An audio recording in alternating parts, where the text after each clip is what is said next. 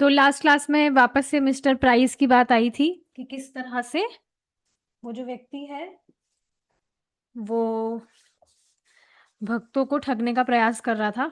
उनसे जो भी मतलब बिल्डिंग के नाम पर लक्ष्मी वो लेना चाहता था, लेकिन प्रभुपाद जी ने स्ट्रिक्ट इंस्ट्रक्शन दिया था कि अब उनको कोई भी लक्ष्मी नहीं देनी है और उनसे तो कॉन्ट्रैक्ट करना ही नहीं है। और आगे भी आप अगर किन्हीं को लक्ष्मी देते हैं तो कॉन्ट्रैक्ट होना चाहिए साथ में, तभी इस तरह से आप आगे डील कर सकते हैं। ठीक है।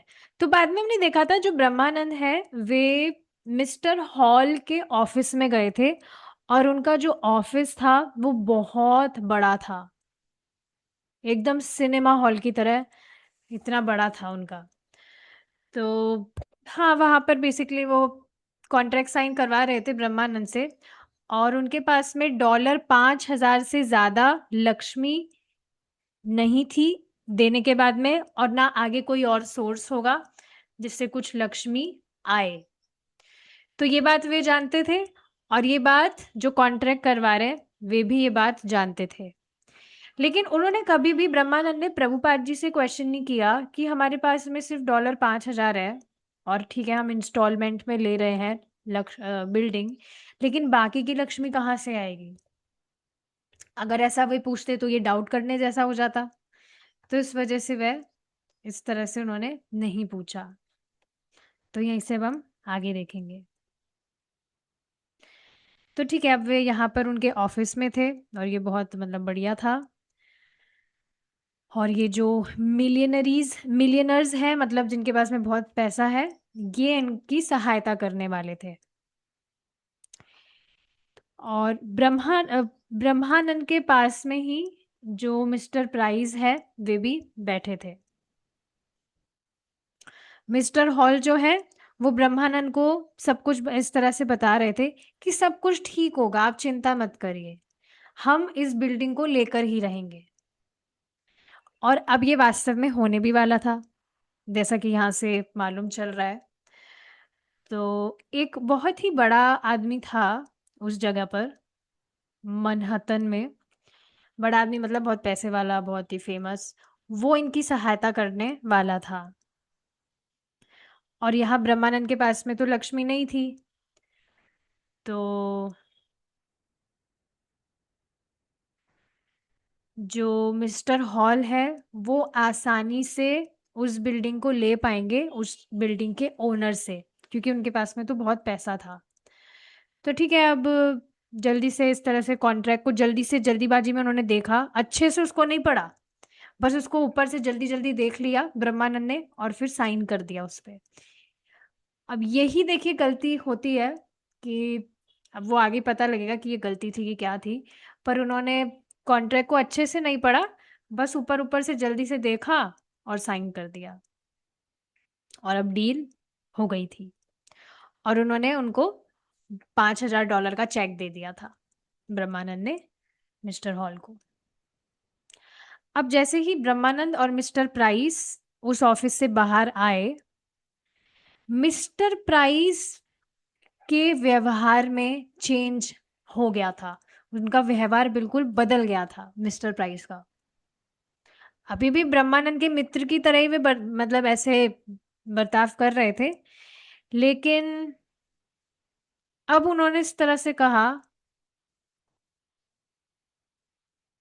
कि जी अब नाउ मतलब जी अब आपको पता है, आप now you have to get this money, अब आपको ये लक्ष्मी लेनी होगी।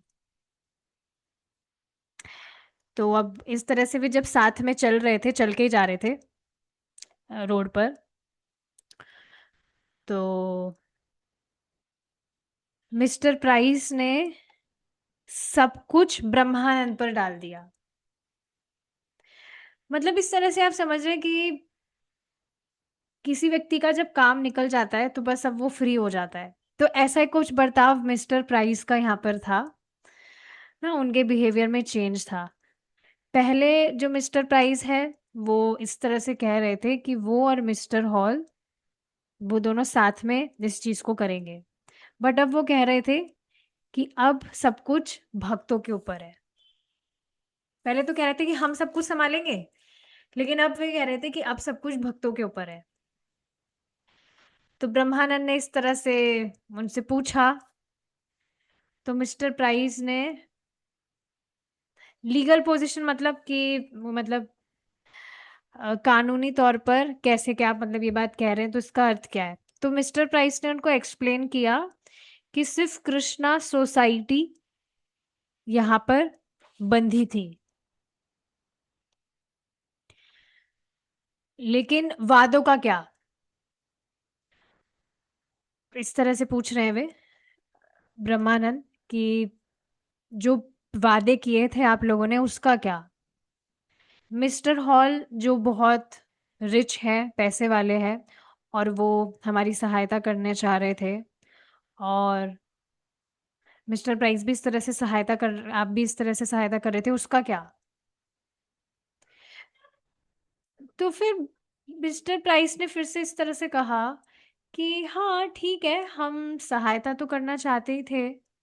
इस तरह से उन्होंने ब्रह्मानंद को कहा और हम जो भी हमसे हो सकता है हम वो कर रहे हैं। लेकिन ब्रह्मानंद और दूसरे जो भक्त हैं, उनको भी तो करना होगा ना जो भी वे कर सकते हैं।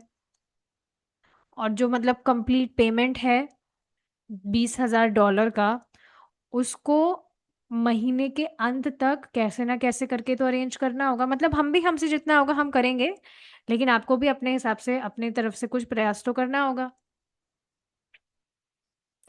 तो फिर बाद में उन्होंने कहा, और अगर भक्त ऐसा नहीं कर पाए तब?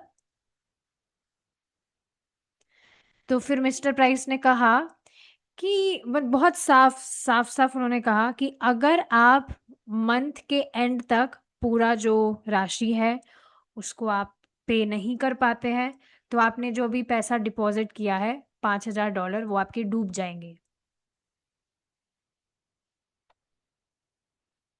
अब जब ब्रह्मानंद वहाँ गए, न्यूयॉर्क में उनका जो सेंटर था, वहाँ पर जाते-जाते उनको ये रियलाइज़ हुआ कि उनके साथ में चीटिंग हुई है। He was crushed. तो ये तो होना ही था। प्रभुपाद जी ने उनको पहले भी समझाया था कि मिस्टर प्राइस से कुछ डील नहीं करनी है, नहीं करनी है, पर अब वे नहीं माने तो फिर अब ऐसा तो होना ही था। अब वे भक्तों के पास में गए और उनको सब कुछ उन्होंने बताया कि कैसे क्या मैं मिस्टर हॉल के ऑफिस में गया था, उन्होंने कॉन्ट्रैक्ट साइन करवाया, पैसे ले लिए। लेकिन अब मिस्टर प्राइस ने इस तरह से सारी बातें बताई कि अगर हम बाकी का अमाउंट नहीं इकट्ठा कर पाते हैं इस महीने के अंत में, तो हमने जो भी पैसे दिए हैं, लक्ष्मी दी है, वो सब डूब जाएगा। तो फिर भक्तों ने ब्रह्मानंद को यही बात बताई कि तुमने ऐसा किया क्यों? अब ब्रह्मानंद ने प्रभुपाद जी को फ़ोन किया सैन फ्रांसिस्को में और अब उनकी क्योंकि आँखें खुल गई थी मिस्टर प्राइस के विषय में। पहले तो प्रभुपाद जी ने समझाया था तब तो उनको नहीं समझ आ रहा था, वो इतना विश्वास कर रहे थे उन पर कि ये बहुत अच्छे व्यक्ति है, हमारी सहायता करना चाहते हैं। बट अब जब उनकी आँखें खुल गई तो ब्रह्मानंद को बहुत पछतावा हो रहा था उनकी गलती पर। और उन्होंने प्रभुपाद जी को सब कुछ बता दिया कि उन्होंने वो जो $5,000 थे वो कैसे मिस्टर प्राइस को दे दिए। प्रभुपाद जी ने कहा, "क्या सब कुछ चला गया? मतलब सारे पैसे तुमने दे दिए?" तो ब्रह्मानंद ने कहा, "हाँ।" उन्होंने सुना था कि प्रभुपाद जी ने जो फ़ोन है, वो काट दिया, डिस्कनेक्ट। प्रभुपाद जी ने बस पूछा कि सब कुछ चला गया, सब कुछ दे दिया तुमने? उन्होंने कहा हाँ, तो प्रभुपाद जी ने तुरंत फ़ोन काट दिया। इससे कि पहले ब्रह्मानंद आगे कुछ एक्सप्लेन करते प्रभुपाद जी को, प्रभुपाद जी ने बिना कुछ कहे फ़ोन को रख दिया। तो ये बात थी। तो ब्रह्मानंद बहुत ज़्यादा डिस्टर्ब हो गए थे, ये कुछ जो हुआ था। इस चीज़ को देखिए आप इसको अपनी इसको आप इस स्थिति में अपने आप को रखकर एक बार विचार करिए कि आपने जिस व्यक्ति पर इतना विश्वास किया उसने आपको धोखा दिया, ये तो कितना चलता ही है, लोग बस धोखा देना चाहते हैं और पैसों के मामले में तो बहुत चलता है। इस पर मुझे परम पूज्य राधा गोविंद महाराज की एक बात याद आ रही है। एक व्यक्ति ने पैसे इस तरह से लिए थे उधार पर, तो उधार पर पैसे लेने के बाद में उसको वो चुका नहीं सका। तो जब भी वो जो कर्जदार था जो उसको फ़ोन करता था, वो उससे पैसे माँगता था, तो जिसने पैसे लिए थे वो कहता था, "कुछ सुनाई नहीं दे रहा है, कुछ सुनाई नहीं दे रहा है।" हर बार जब भी वो फ़ोन करते, तो जब भी वो उठाते फ़ोन, तो कहते, "कुछ सुनाई दे रहा है, हेलो, हेलो, कुछ सुनाई नहीं दे रहा है, कुछ सुनाई नहीं दे रहा है।" फिर फ़ोन काट देते। तो फिर वो जो मतलब फ़ोन की लाइन्स वगैरह देखते हैं, उनके पास गए कि भई मैं इस व्यक्ति को फ़ोन करता हूँ, तो इसको कुछ सुनाई नहीं देता और लोगों को तो सुनाई देता है, तो ऐसा क्यों है? आप फ़ोन करके देखिए। तो फिर उन्होंने खुद के फ़ोन से फ़ोन करके देखा और उन्होंने कहा, "हेलो, ये व्यक्ति आपको इस तरह से फ़ोन करते हैं, तो आप इनको क्यों कहते हैं कि आपको कुछ सुनाई नहीं दे रहा है, कुछ सुनाई नहीं दे रहा है?" तो पहले तो वो बात कर रहा था, "हेलो, हाँ, बोलिए।" फिर जब उसको पता लगा कि उस कर्ज़दार ने फ़ोन करवाया है, तो फिर से, "कुछ सुनाई नहीं दे रहा है, कुछ सुनाई नहीं दे रहा है।" तो फिर वापस से वो व्यक्ति इस तरह से बोले कि, "अरे! सुनाई दे रहा है, मैं बात कर रहा हूँ।"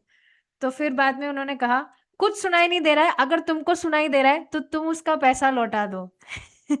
और उसने फ़ोन रख दिया। तो आप इस तरह से देख सकते हैं कि लोग पैसा ले लेते हैं और फिर देना नहीं चाहते हैं। पर देखिए इसका ना लोग सोच तो रहे हैं कि हमने ऐसे हमारा बहुत हमने बेनिफिट हो गया, हमें पैसा हमने दिया नहीं, हमने बस अपने काम में ले लिया, पर उसका बहुत आगे चुकाना पड़ता है।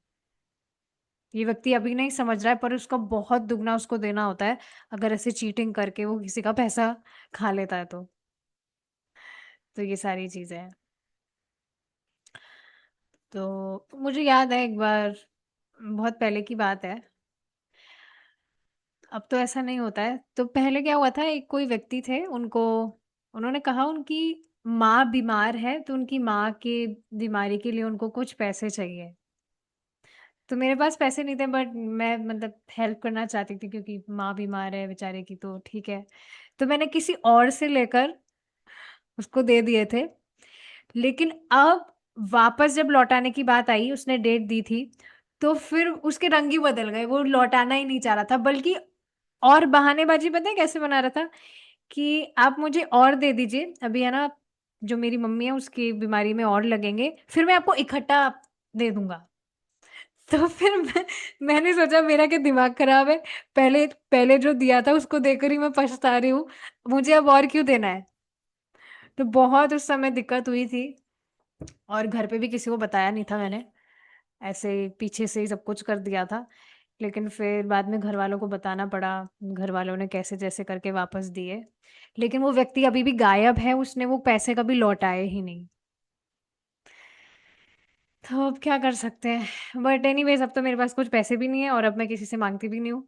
तो अब तो ऐसा कुछ होना भी नहीं है। सो आई एम फ्री। बट हाँ, आप इस तरह से देखेंगे कि लोग पैसे ले लेते हैं या और फिर इस तरह से बहाने करके पैसे ले लेते हैं, फिर लौटाना वो नहीं चाहते हैं, नियत में ही नहीं है। ऐसे एक और माताजी है, अपने ग्रुप में है वो, मैं खुल के नहीं बताऊँगी कौन है, आप समझ जाएँगे। उन्होंने भी इस तरह से गलती की थी, वो तो जबकि भक्ति कर रही हैं, भक्ति में आने के बाद में भी उनसे ऐसी गलती हुई थी। किसी व्यक्ति को उन्होंने पैसे दिए, एग्ज़ाम वगैरह का फॉर्म वगैरह भरना था उसको और कई बार दिए, एक बार भी नहीं।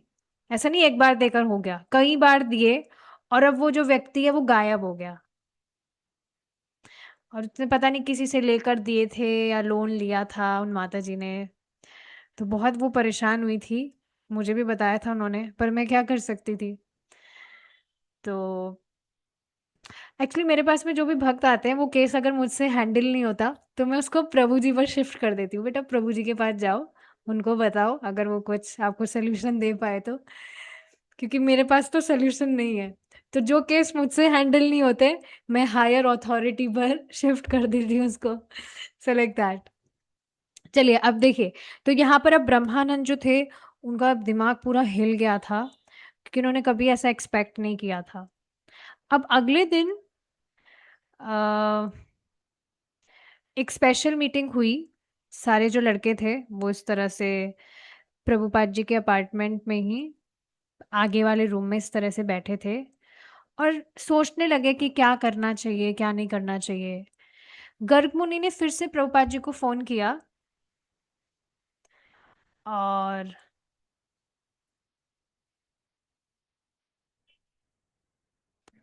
प्रभुपाद जी ने उनको एडवाइस दी कि अब बैंक से कुछ भी चेक वगैरह पास करना तुरंत बंद कर दिया जाए, ये सब कुछ चीजें अब नहीं की जाए। तो इस तरह से तो फिर ना गर्ग मुनि ने वापस से बैंक में फोन किया, बट अब क्या है बहुत देर हो गई थी क्योंकि जो चेक चेक है वो ऑलरेडी कैश हो गया था। मतलब इस बात को आप समझिए, आपने चेक से कभी डील किया हो, किसी को आपने चेक दिया तो अब उसको क्लियर करवाने के लिए उसको बैंक में जाना पड़ता है, तब उसे पैसा मिलता है। तो प्रभुपाद जी ने कहा कि तुमने ठीक है चेक तो दे दिया, लेकिन तुम बैंक में फोन करके बोल दो कि वो चेक कैंसिल करना है उसको, वो क्लियर नहीं होना चाहिए। पर जब गर्ग मुनि ने बैंक में फोन किया तो मालूम चला कि वो चेक तो ऑलरेडी ही कैश्ड हो चुका है। मतलब जिस दिन ब्रह्मानंद ने उनको चेक दिया था मिस्टर हॉल को, तो वो तुरंत ही उसको बैंक में जाकर उसको क्लियर करवा लाए थे, उनको कैश मिल गया था। तो ये बात यहाँ से पता लग रही है। फिर बाद में उन्होंने जो मिस्टर गोल्डस्मिथ है उनके लॉयर, उनसे उन्होंने सारी बातें डिस्कस की और उन्हें कहा कि ये तो बहुत ही कमजोर लीगल केस लग रहा है, जिसमें मतलब आप अगर इस केस को अगर आप फाइल भी करना चाहते हैं पर कुछ ना एविडेंस वगैरह नहीं है जिससे सामने वाली पार्टी को हराया जाए, तो ये बहुत वीक बहुत कमजोर केस लग रहा है ये। क्योंकि प्राइस और हॉल ने अपने आप को किसी भी लीगल कानूनी तौर पर अपने आप को बाउंड नहीं किया है। समझ रहे इस बात को? जैसे कुछ लेखा जोखी भी हमने देखा था, जो वो कॉन्ट्रैक्ट था ब्रह्मानंद ने उसको सही से नहीं पढ़ा था, तो उसमें कुछ ऐसा कानूनी जो लॉज वगैरह होते हैं वो कुछ उसमें फॉलो नहीं हो रहे थे ना। उसमें ऐसा कुछ भी नहीं लिखा था उस कॉन्ट्रैक्ट में कि अगर डिवोटीज $5,000 उन्होंने डिपॉजिट कर दिए, लेकिन अगर उसके अतिरिक्त वे लक्ष्मी और इकट्ठा नहीं कर पाते हैं महीने के अंत तक, तो फिर प्राइस या मिस्टर हॉल की जिम्मेदारी नहीं है। अगर डिवोटीज जो है भक्त सारे जो है वो ये अमाउंट पे नहीं कर पाते हैं तो, और अगर वो पे नहीं कर पाते हैं तो उनकी जिम्मेदारी नहीं है, मतलब वो नहीं भुगतान करेंगे इसका। उसमें कॉन्ट्रैक्ट में ऐसा कुछ भी नहीं लिखा था।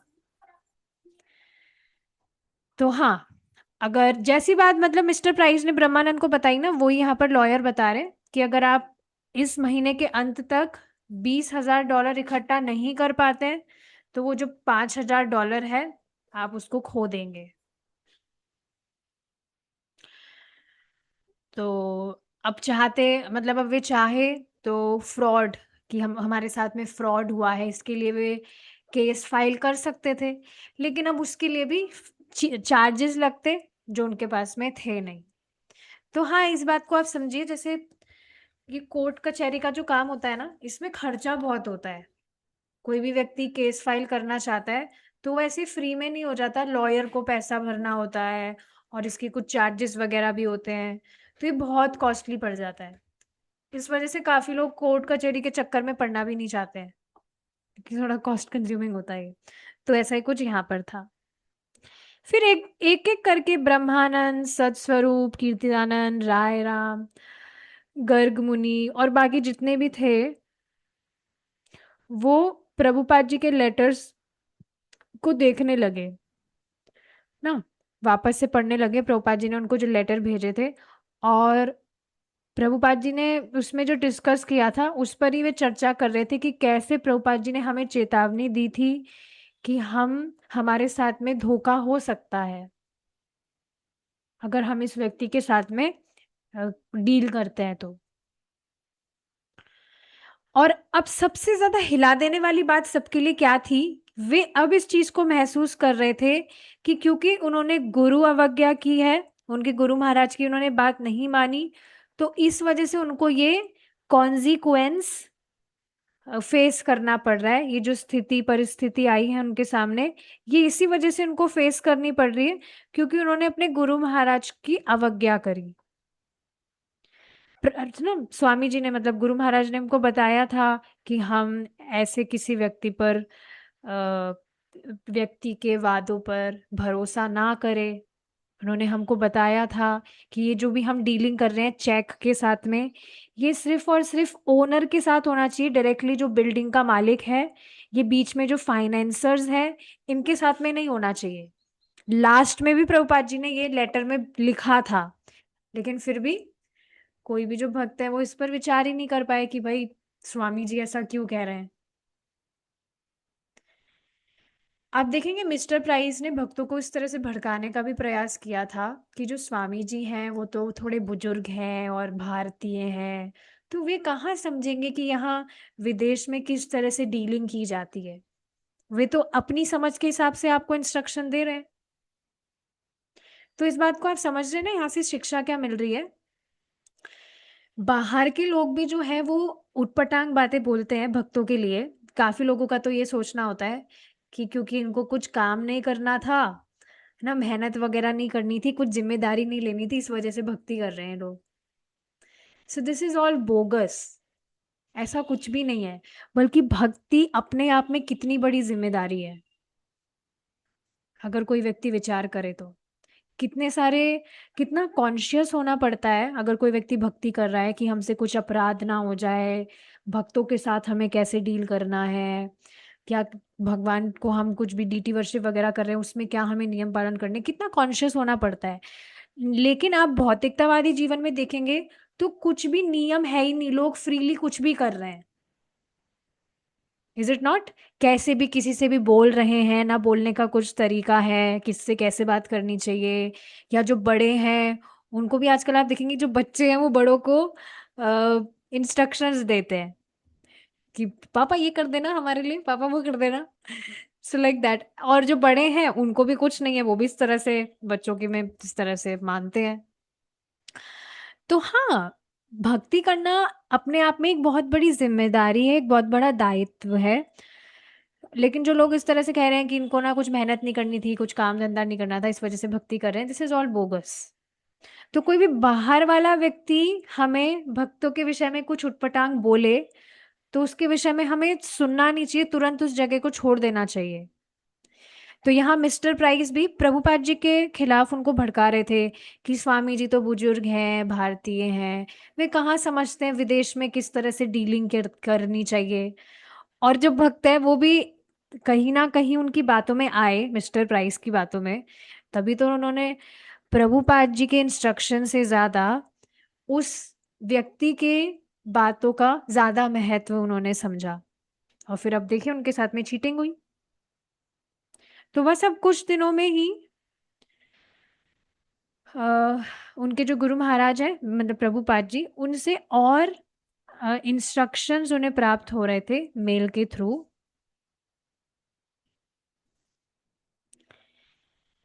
अब थोड़ी कठिनाई तो थी क्योंकि प्रभुपाद जी डेफिनेटली उनको डांट रहे थे ना, लेकिन उनके पास में और कुछ चारा भी नहीं था क्योंकि उन्होंने गलती करी है। आप इस चीज को देखेंगे, आपसे कुछ गलती हो जाती है तो आप बिल्कुल छोटा सा मुंह बना देते हैं। आपको पता है अब तो डांट पड़ेगी, और आप उस डांट को स्वीकार भी करते हैं क्योंकि आपको पता है आपने गलती करी है। कुछ लोग बेशरम होते हैं जो गलती करने के बाद में भी उसको नहीं मानेंगे, मानेंगे कि हमने सही किया, हमने गलती नहीं की। So that is another point. But हाँ, जब आपको रियलाइज हुआ कि आपने गलती की है, फिर आपको डांट पड़ रही है, तो फिर आप डांट सुनेंगे, क्या कर सकते हैं। सो यहाँ पर भी ऐसा ही कुछ था कि उनसे सुनना, चाहे वे मतलब प्रभुपाद जी डांट ही क्यों ना रहे हो, वो उनके लिए अच्छा था क्योंकि उससे उनको कुछ समाधान मिलता। और एक और चीज, ये बात आप देख रहे हैं, ये सच में बहुत ही कठिन बात हो जाती है। जैसे गुरु महाराज हैं प्रभुपाद जी। एक तो ये हुआ, अभी ब्रह्मानंद ने उनको फोन किया तो प्रभुपाद जी ने कुछ शब्द ही नहीं बोला, फोन काट दिया, उनसे बात ही नहीं की। एक तो ये केस हुआ, मैं आपसे पूछना चाहती हूँ। एक तो ये केस हुआ कि प्रभुपाद जी उनसे बात ही नहीं कर रहे हैं, और एक दूसरा केस हुआ कि वे इनको उनको डांट रहे हैं। सो विच इज बेस्ट? डांट खाना बढ़िया है कि प्रभुपाद जी कुछ बोल ही नहीं रहे हैं, इंडिफरेंट हो गए, ये बढ़िया है? डांट खाना। Exactly exactly. क्योंकि आप देखिए, अगर गुरु महाराज है या कोई भी सीनियर भक्त है, अगर वो हमसे बात ही नहीं कर रहे हैं, रिप्लाई नहीं कर रहे हैं, तो वो बहुत ज्यादा फ्रस्ट्रेटिंग होता है, बहुत टॉर्चरिंग होता है कि मुझसे बात क्यों नहीं कर रहे हैं। भाई ठीक है, मुझसे गलती हुई है तो मुझे डांटो, मुझे आप करेक्ट करिए, पर इस तरह से बात ही ना करे तो बहुत ऐसे इंडिफरेंट हो जाए तो बहुत खराब लगता है। तो ये सब भक्त यहाँ पर इस तरह से महसूस कर रहे थे कि भाई प्रभुपाद जी ने उस समय फोन रख दिया था, कुछ बोले ही नहीं, उससे अच्छा ये है कि हम उनकी डांट खाएं। तो प्रभुपाद जी ने इस तरह से उनको लेटर में लिखा था कि अब तुमने मेरी आज्ञा का पालन नहीं किया, तो अब तुम इस तरह से मुसीबत में हो। फिर बाद में प्रभुपाद जी ने राय रामा को लेटर लिखा जिसमें प्रभुपाद जी डांट रहे हैं कि तुम सब मूर्ख लड़के हो, मैंने तुम्हें बार बार में चेतावनी दी थी, यहाँ तक कि लास्ट जो मैंने लेटर लिखा था उसमें भी मैंने तुम्हें कहा था कि ये जो तुम चेक में डीलिंग करोगे, एग्रीमेंट जो भी करते हो, ये मिस्टर हॉल या जो भी फाइनेंसर है उनके साथ में तुम्हें नहीं करना है ना। और ये भी बात मैंने तुमको बताई थी कि जो जब ओनर से डायरेक्टली तुम्हारा एग्रीमेंट हो रहा है, चलिए देखिए प्रभुपाद जी क्या कह रहे हैं कि आप सब भक्तों को डायरेक्टली मिस्टर हॉल से डीलिंग ना करके, अगर वो ओनर भी मिस्टर हॉल से डीलिंग करता ना, तो भी वो ठीक था।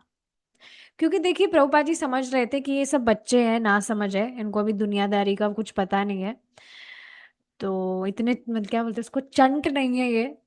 तो इस वजह से प्रभुपाद जी ने कहा कि अगर वो ओनर भी मिस्टर हॉल से डीलिंग करता तो वो भी ठीक था, लेकिन आपने डायरेक्टली उस फाइनेंसर से डील की, ये गलत था।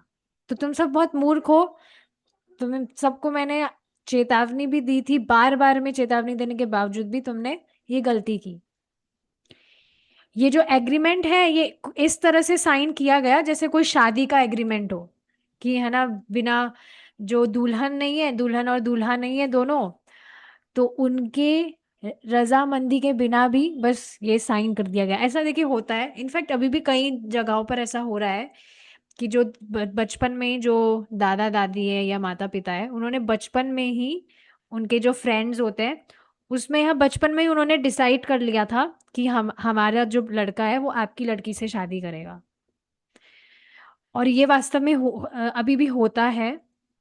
पहले मतलब अभी नहीं हो रहा है, पहले जिन्होंने इस तरह से कह दिया था कि आप इस तरह से, हमारा जो लड़का है वो आपकी लड़की से शादी करेगा, चाहे लड़का लड़की एक दूसरे को जानते भी ना हो, जब वे बच्चे थे तभी माता पिता ने या दादा दादी ने इस तरह से डिसाइड कर दिया, तो अब वे शादियां होती है। अभी रिसेंटली कुछ महीनों पहले या साल पहले हुई थी, मैं जानती हूँ, मतलब जानती हूँ मैं, कोई है, तो उनका बचपन में ही उन दोनों की इस तरह से घर वालों ने डिसाइड कर दिया था कि इन दोनों की शादी होगी। तो अब वो एक दूसरे को जानते भी नहीं थे। अभी जैसा होता है ना कि शादी से पहले भी बातें कर लो, घूमने चले जाओ, ऐसा उनके घर में नहीं था। जोधपुर से है वो। तो फिर बाद में अब उनकी शादी हुई, उसके बाद में वे एक दूसरे को जाने। तो हाँ, प्रभुपाद जी ये कह रहे हैं कि ये जो एग्रीमेंट तुमने किया ये तो शादी के एग्रीमेंट की तरह हो गया, जिसमें दूल्हा दुल्हन के प्रेजेंस या रजाबंदी के बिना ही बस कर दिया साइन। तो गलती तो हुई है और अब आप सब पछता रहे हैं। तो ये प्रभुपाद जी ने राय रामा को लिखा। फिर प्रभुपाद जी ने सच स्वरूप को लेटर लिखा कि आपने मुझसे पूछा था, you have asked me whether the San Francisco branch will pay some, हाँ, आपने मुझसे पूछा था कि जो सैन फ्रांसिस्को में जो ये सेंटर है, क्या ये लोग कुछ डोनेशन देंगे यहाँ न्यूयॉर्क में बिल्डिंग खरीदने के लिए? पर तुम्हारा घर कहाँ है, तुम्हारी बिल्डिंग है कहाँ, तुमने क्या परचेज किया? तो यहाँ से देखिए पता लग रहा है वो जो डॉलर 5,000 थे वो शायद यहाँ के डोनेशन से प्राप्त हुए थे। तो प्रभुपाद जी यही बात पूछ रहे हैं यहाँ पर। तो अब मिस्टर प्राइस की बात की जाए, मिस्टर प्राइस और कंपनी की, जिसमें आप लोग, आप मासूम बच्चे, मासूम लड़के फंस गए हैं उनके जाल में। तो मुझे नहीं पता कि अब कैसे आप लोगों की हेल्प की जानी चाहिए इस बड़ी मुसीबत में। मैं बस यही आशा करता हूँ कि कृष्ण आप सबकी सहायता करेंगे। तो प्रभुपाद जी ने ये बात उनको कही। अब जो भी वहां पर भक्त थे, लड़के थे और लॉयर थे उनके, उनकी तरह प्रभुपाद जी ने भी इसी तरह से सोचा कि बिजनेसमैन के अगेंस्ट, क्योंकि ये मिस्टर प्राइस एक बिजनेसमैन थे, अगर इनके अगेंस्ट कोई लीगल केस किया जाए तो वो थोड़ा बड़ी बात हो जाएगी, उसमें बहुत खर्चे वगैरह भी लगेंगे। तो प्रभुपाद जी ने आगे यही लिखा लेटर में कि मैं कोई लॉयर नहीं हूँ, लेकिन ये एक कॉमन सेंस वाली बात है जो यहाँ पर हुआ। आपने जो भी नासमझ की है, ये बिल्कुल बच्चों वाली गलती यहाँ पर हुई है कि मिस्टर हॉल ने आप लोगों से लक्ष्मी ले ली, और लक्ष्मी लेने के साथ में ही उनको फाइनेंस करना था उस बिल्डिंग को परचेज करने के लिए। अगर जो लक्ष्मी है वो फाइनेंस नहीं हुई उसी समय, तो फिर केस क्लियर है कि आपके साथ में छलावा हुआ है, चीटिंग हुई है। तो ये बात है।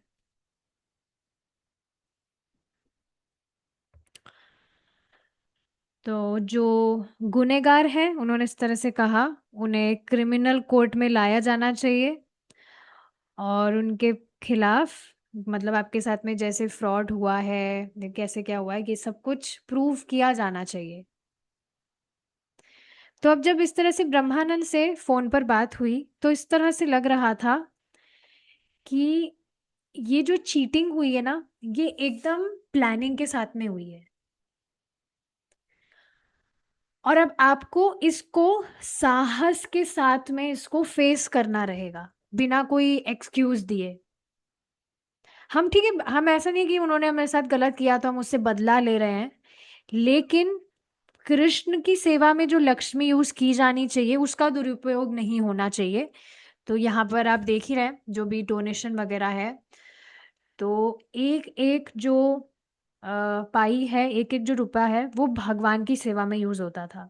तो प्रभुपाद जी इस बात से कंसर्न थे, लोगों ने चीटिंग की है तो उनसे बदला लेने के भाव में नहीं, पर भगवान की सेवा में जो लक्ष्मी लगनी चाहिए उसका दुरुपयोग हुआ है, इस वजह से प्रभुपाद जी को खराब लग रहा था। तो अब सभी जो यहाँ पर लड़के थे, भक्त थे, वो उन्होंने ऑलरेडी इतना चीटिंग वगैरह, मतलब इस तरह से वो फंस गए थे, उनके साथ छलावा हुआ। तो प्रभुपाद जी अब शंका कर रहे थे कि पता नहीं अब ये आगे ये जो इन्होंने, इन लोगों ने जो चीटिंग की है, इनको ये टैकल कर भी पाएंगे कि नहीं। पर प्रभुपाद जी ने कहा लेकिन आप सबको कोशिश करनी है, या तो हमें वो बिल्डिंग चाहिए या हमें हमारा पैसा वापस चाहिए, हमारी लक्ष्मी वापस चाहिए। तो बिल्कुल साफ दिख रहा है कि ये चीटिंग का केस हुआ है, तो अब आपको इसके लिए कुछ करना होगा। तो ये बात है। ठीक है, अब इसी से हम रुकेंगे यहाँ पर, आगे का डिस्कशन हम हमारी नेक्स्ट क्लास में करेंगे भगवान ने चाहा तो। Thank you so much for your association. Srila Prabhupada की जय। हरे कृष्णा।